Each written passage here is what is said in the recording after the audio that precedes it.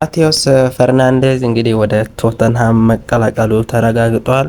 እንዲሁም በሌላ በኩል ደግሞ የኒውካስል ዩናይትድ ተጫዋች እንግዲህ በ100 ሚሊዮን ፓውንድ እንዲሁም በ35 ቅድመ ክፍያ ወደ ቶተንሃም አቅንተዋል። ከዛም ባለፈ ደግሞ 75ቱ እንግዲህ ተጫዋቹ ታይቶ ይጨመራል ተብሏል።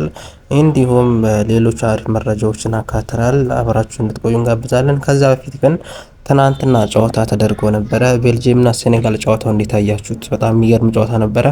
የሚገርመውን ነገር ግን የአፍሪካ በኩል የሄዱት ብሔራዊ ቡድኖች መጀመሪያ ላይ ጎል አስቆጥሮ እንግዲህ ከዛ መከላከል ላይ ነበረ በጣም ችግሩ። እንግዲህ በጣም አሰልጣኞች ላይ ትችት እየቀረበባቸው ይገኝ ነበረ። እንዲሁም ሌሎች መረጃዎችን መካተናል። እስቲ ቀድመ ግምታችሁን ልጠይቃችሁ። ዛሬ ምሽት 8 ሰዓት ላይ እንግዲህ ፖርቹጋል ከሩሲያ ጋር የሚያደርጉት ጨዋታ ይጠበቃል። ምክንያቱ ደግሞ እንግዲህ እዚህ ጨዋታ ላይ የሚገናኙት በጣም ትልልቅ ተጫዋቾች አሉ። ሰቨን አለ፣ እንዲሁም ደግሞ በክሮኤሽያ በኩል ደግሞ ሉካ ሞድሪች ይገኛል ማለት ነው። እስቲ የቅድመ ግምታችሁን ኮሜንት ላይ አስቀምጡልኝ። ማን የሚያሸንፍ ይመስላችኋል? ይህንን ጨዋታ በጣም ከባድ ጨዋታ እንዲሁም በጣም ፈታኝ የሆነ ጨዋታ እንደሆነ ይጠበቃል ማለት ነው። ማን የሚያሸንፍ ይመስላችኋል? እስቲ ቅድመ ግምታችሁን እኔም ግምቴን ማስቀምጥላችሁ ይሆናል። እስቲ ኮሜንት ላይ አስቀምጡልኝ ቅድመ ግምታችሁን። እስቲ በሞሮኮ ብሔራዊ ቡድን እየተጫወተ የሚገኘው ሳይበር እንግዲህ ይህ ተጫዋች በጣም አሪፍ እንቅስቃሴ እያደረገ ከሚገኙ ተጫዋች መካከል አንዱ ነው። የሚገርመው ነገር ይህ ተጫዋች እንግዲህ ለመጀመሪያ ጊዜ ለሞሮኮ ብሔራዊ ቡድን ተጠራ ይላል። ከዛም በመጀመሪያው ጨዋታ እንግዲህ ብራዚል ለአንድ ጎል ማስቆጠር የቻለ ተጫዋች ነው። የሚገርመው ነገር ያን ያስቆጠራትን ጎል እንግዲህ ብራዚልን አቻ ያደረገ ብሔራዊ ቡድን አቻ እንዲወጣ ያደረገ መጀመሪያ ግቡን በመጀመሪያ በተሰለፈበት ጨዋታ አንድ ግብ ማስቆጠር ችሎ ነበር። ከዛም እዛ ላይ መላቆመን በስኮትላንድ ላይም አንድ ግብ አስቆጠረ። ሲቀጥልም በሃይቲ ላይም እንዲሁ አስቆጠረ። በጣም የሚገርመው ነገር ደግሞ በጥሎ ማለፍም ከኔዘርላንድ ጋር በተገናኙት ሞሮኮና ኔዘርላንድ በፔናልቲው በመለያ ምትም እንግዲህ ፔናልቲውን በመጨረሻ ሰዓት ላይ እንግዲህ አስቆጥሮ ብሔራዊ ቡድኑን ወደ 16ቱ እንዲቀላቀልና ከካናዳ ብሔራዊ ቡድን ጋር እንዲገናኝ በጣም ትልቅ ሚና የተጫወተ ተጫዋች ነው። ይህ ተጫዋች እንግዲህ ለመጀመሪያ ብሔራዊ ቡድን ሞሮኮ ብሔራዊ ቡድን እንግዲህ ኔዘርላንድን እንዲያሸንፍ በጣም ከፍተኛና ትልቅ ሚና የተጫወተ ተጫዋች ነው። በኔዘርላንድና ሞሮኮ መካከል የተደረገው ጨዋታ እንግዲህ በጣም በተደጋጋሚ ሲሞክር እንደነበረ የምናስታውስ ነው። ከሱም ባለፈ እንግዲህ አሁን ወደ የተጫዋች እንግዲህ ወደ ባየር ሙኒክ ያቀናል ተብሎ ይጠበቃል። ምክንያቱ ደግሞ ሁሉም በ55 ሚሊዮን ፓውንድ እንግዲህ ባየር ሙኒክ ይህን ተጫዋች አስፈርሟል እና ሁሉም ነገር ተጠናቋል። በሞሮኮና በባየር ሙኒክ ሁሉም ነገር ተጠናቋል እየተባለ ይገኛል። የሚገርመው ነገር ይህ ተጫዋች በጣም ድንቅ ተጫዋች ነው።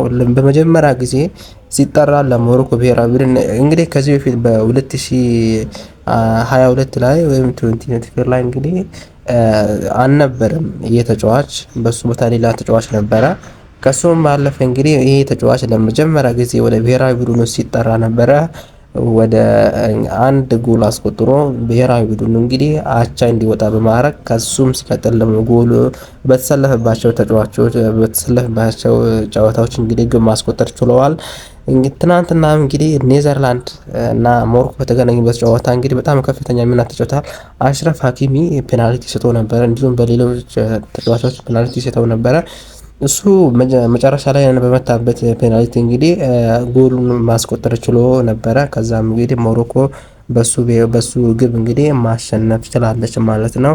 ይህ ተጫዋች እንግዲህ ወደ ባየር ሙኒክ ያቀናል ተብሎ ይጠበቃል። ትላልቅ ሚዲያዎች እንደዘገቡት ከሆነ ደግሞ ይህ ተጫዋች እንግዲህ ተፈራርመዋል ተብሎ ይጠበቃል። መፈራረማች በ55 ሚሊዮን ተፈራርማ ተብሏል። በሚቀጥለው ብሔራዊ ቡድን እንግዲህ ሞሮኮ ብሔራዊ ቡድን ከካናዳ ጋር ከ2026 እንግዲህ አዘጋጅ ከሆነችዋ ካናዳ ጋር የሚያገናኘው ፊልማ በደንብ ይጠበቃል። እሱም እንግዲህ እዚህ ብሔራዊ ቡድን ላይ እንግዲህ ጨዋታ ላይ ሞሮኮ ታልፋለች ወይ አታልፍ ብለው ይጠበቅ ሲሆን እንግዲህ ይህ ተጫዋችም እንግዲህ ብሔራዊ ቡድኑን እንዲያሸንፍ ያደርጋል ወይ የሚለው ይጠበቃል። ሞሮኮ ከካናዳ ጋር በሚቀጥሉ ጊዜያት ትገናኛለች። ከሱም ባለፈ ደግሞ ተጫዋች ሚናው በደንብ ይጠበቃል። ዋንጫው እንዳለቀ እንግዲህ ወደ ባየር ሙኒክ ያቀናል ተብሎ ይጠበቃል ማለት ነው። የሚቀጥሉት እንግዲህ ምን እንደሚባል አብረን የምንከታተል ነው የሚሆነው። በጣም ግን ይህ ተጫዋች በጣም ድንቅ አቅሙን እያሳየ ከሚገኙ ተጫዋች መካከል አንዱ ነው። ኢትስ አሜዚንግ በጣም አድናቆት እየተቸረ የሚገኝ ተጫዋች ነው። አሳለፍነው ሳምንት ጀርመን ብሔራዊ ቡድን በፓራጓይ ተሸንፋ እንግዲህ ከዚህ ዓለም ዋንጫ መሰናበቷ የምናስታውሰው ነው። እዚህ ጋር ካይ ሃቨርት ምንድን ነው ያለው የሚለውን እንትን እንበልና ካይ ሃቨርት እንግዲህ ከጨዋታው በፊት የሰጠው አስተያየት እንዲሁም ከጨዋታው በኋላም አስተያየት ሰጥቶ ነበረ። አሁን በወጣው መረጃ እንግዲህ እንዲህ ሲል ተናግሯል። እኛ ተጫዋቾች ራሳችንን በደንብ መገምገም አለብን። ምክንያቱም ወክለን የምንሄደው ሀገር ትልቅ ሀገር ነው። ጀርመን ብሔራዊ ቡድን በዓለም ዋንጫ እንዲሁም በታሪክ ትልቅ ታሪክ ያላት ሀገር ነች። እኛንን ራሳችን መገምገም የሚገባን ሲል ተናግሯል። እሱም ብቻ አይደለም እንግዲህ በፓራጓይ መሸነፏን በጣም የሚገርም ነገር ሆኗል ማለት ነው። ጀርመን ብሔራዊ ቡድን እንግዲህ በጣም አሪፍ ተጫዋቾች አሉት።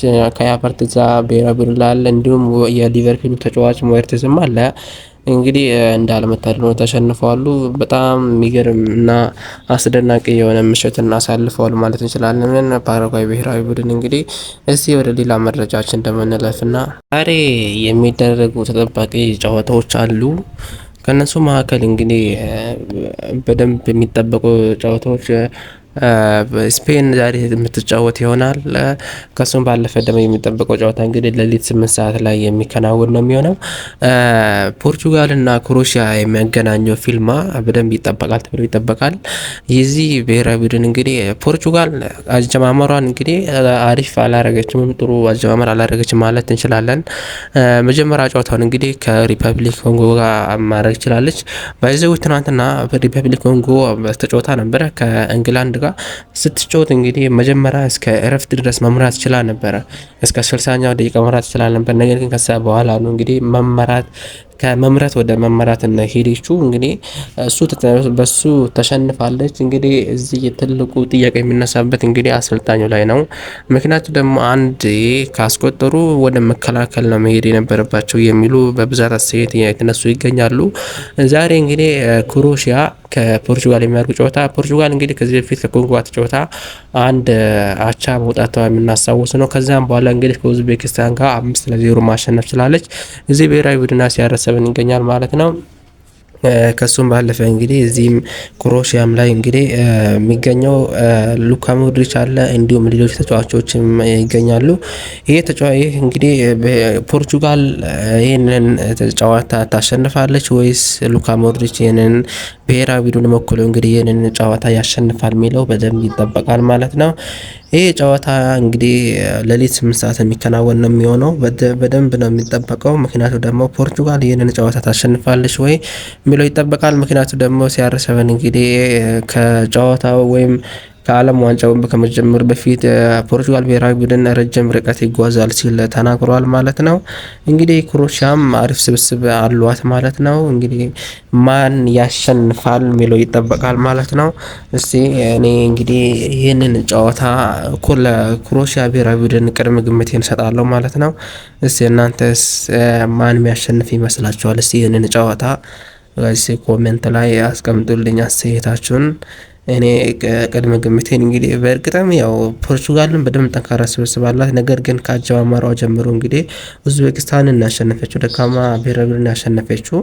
ከሱም ባለፈ ደግሞ እንግዲህ ክሮኤሽያ በደንብ ጠንካራ ብሔራዊ ቡድን ነው። እኔ ለክሮኤሽያ ብሔራዊ ቡድን አስተያየት እንሰጣለሁ። እስቲ እናንተስ ምን ይመስላችኋል? ኮሜንት ላይ አስቀምጡልኝ አስተያየታችሁን።